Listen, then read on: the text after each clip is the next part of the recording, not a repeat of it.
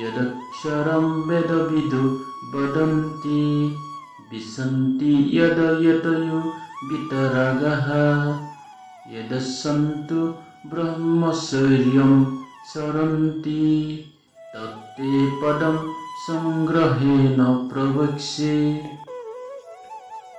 ইয়াত কৈছে বেদবিদিত মানে অবিদিত তত্ত্বক প্ৰত্যক্ষভাৱে জনালো, যি পৰমপদক অক্ষৰম বুলি কয়।